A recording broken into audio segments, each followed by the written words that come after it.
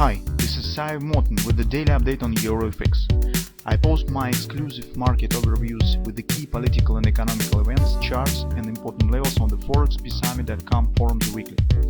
This short video is a response to rapidly changing situation on the currency markets and should help you to stay on top of the game and be profitable.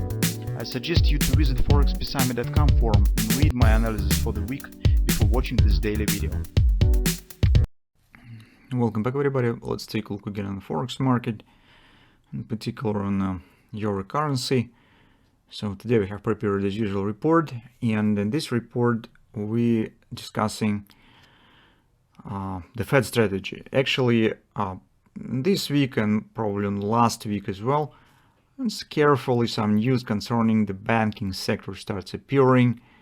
That's actually understandable because the BTFP program is coming to an end in March, 11th of March it will be over.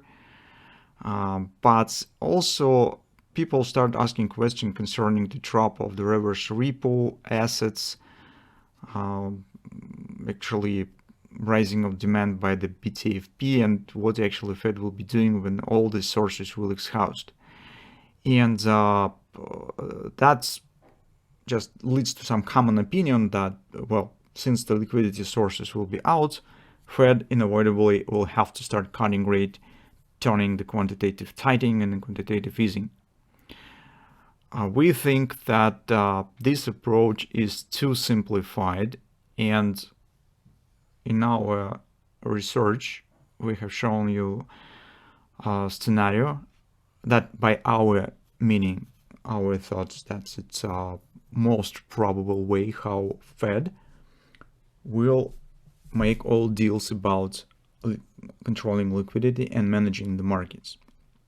Keep it short, we think that Fed has a lot of options and tools to disguise the possible quantitative easing. Do not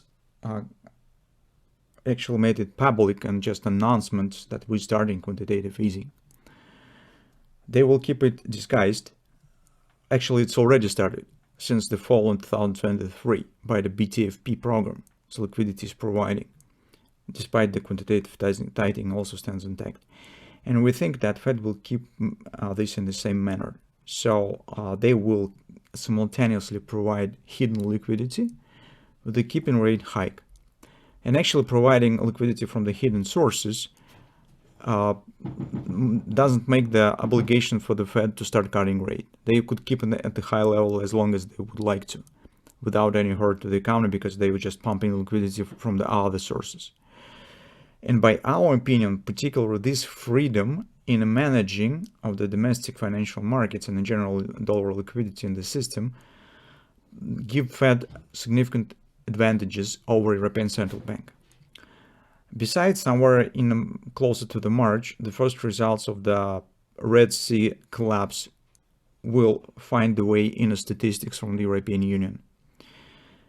And all this stuff together makes us think that European Central Bank will get more hurt from the current situation. And we just keep our thought that probably Europe start cutting rate earlier than the Fed. That's our opinion. That in turn leads to corresponding conclusions on Euro-USD currency pair. So we think that the current upward action that has started really great right there, as you can see here, might be stopped, and very soon the direction somewhere in the spring could change in the favor of United States dollar. So that's just our view, that in conclusion that we're making from current data that we're getting from the markets. Speaking about the short-term perspective, actually guys, here we have the same pictures on Friday. So we think that since we already have the trading plan, I do not see any reasons to change it by far. Let's first deal with the rubber that we have on the follow time frame chart, see what market reaction will be, and then make the following conclusion. Keep it short. On the daily chart, we have the bearish context. Yes, we do not have yet the downside continuation, breaking of the confluence, but at the same time, we do not have any sharp reversal. So market mostly stands in a flat consolidation, forming some kind of the flag pattern right around the confluence. So recent statistics that we've got on the United States, this is retail sales, this is PMI numbers, shows good numbers. And that is potentially supportive for the United States dollar next week. So by these reasons, and actually nominally, we also have the bearish context. Trend stands bearish. We don't have any bullish directional patterns here. We do not see reasons to change it. On the fall time frame chart, on Friday, we have decided to deal with this grabber that has been formed here.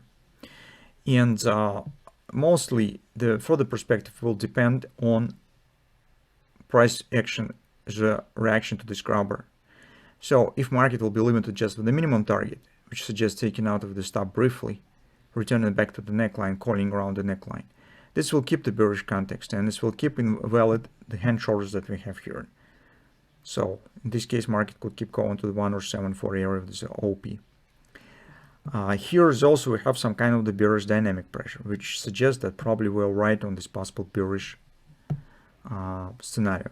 So you can see that price stands mostly flat while trend shows the upward direction. It suggests the existence of the bearish dynamic pressure. If by some reason market will show acceleration and taken out of the 110 area, that will break bearish context and could lead to the opposite direction. So for us, this is an validation point, nominal vital area for the bears. But at the same time, if we'll see some acceleration further and the market start approaching to this level, this is also will be a bad sign. So in advance of this action, we already could say that probably bearish context is over. But for now, especially if we'll take a look at the performance of the market here, I do not see any reasons to suggest that the bearish context has failed. So probably it's still valid, and we just need to see what will happen around this area. So if we'll take a look at the hourly chart, particularly speaking, next week, we will keep watching on the 109.10 confidence area, because here we have the ABCD of the 4-hour time frame OP right there, and also have here this minor ABCD with the same OP around 109.11. So this is the area that we intend to keep an eye on. Meantime, as you can see, performance here is not impressive. So it's very choppy, gradual, and now it has no signs that is really reversal and breaking of the bearish tendency. Now it's look like just more a consolidation, fluctuation in some range.